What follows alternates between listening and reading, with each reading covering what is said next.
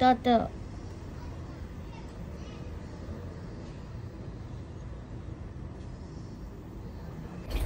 সকাল সকাল সবাইকে একরাশ ফুলের শুভেচ্ছা।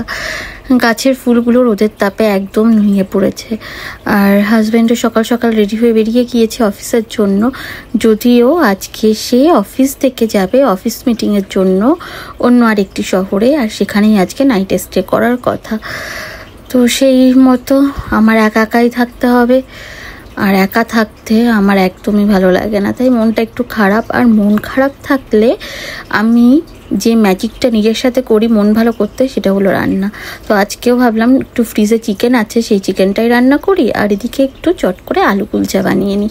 তো এই তো আলু কুলচার সব রেডি হয়ে গেছে, আর এদিকে চিকেনটাকেও বসিয়ে দিয়েছি। চিকেনটাকে একদম সিম্পলভাবে রান্না করছি। পেঁয়াজ, আদা, রসুন, টমেটো, কাঁচা লঙ্কা সমস্তটা চপারে দিয়ে চপ করে চিকেনটা দিয়ে তার সাথে চিকেন মশলা আর হলুদ লবণ দিয়েই রান্নাটা সেরে নেব। একদম সিম্পল সাদামাটা একটা রান্না। আর আলু কুলচা এর আগে খেলেও আমি কখনো বানাইনি, তবে আজকে ভাবলাম কুলচা বানানোই যাক। আর কিভাবে বানাচ্ছি সেটা একবার চট করে বলে দিই, কারণ অনেকেই এরপর রেসিপি জানতে চাইবেন।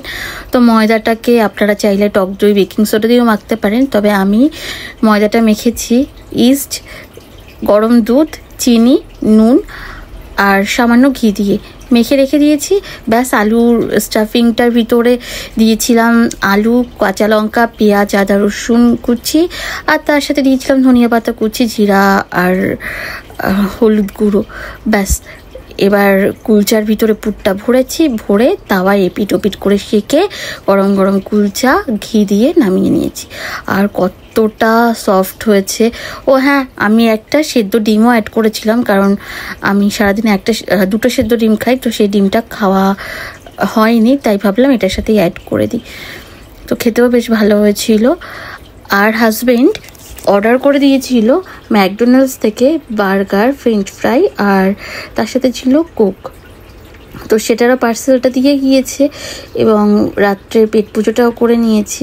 রাত্রে যেমন তেমন করে কাটিয়ে ফেললেও সকালবেলা উঠতে না উঠতেই দেখলাম হাজব্যান্ড বাড়ি চলে এসছে, আর তাকে একটা কুলচা গরম করে দিয়ে দিলাম। সে কিন্তু খেয়ে বেশ বললো ভালোই হয়েছে।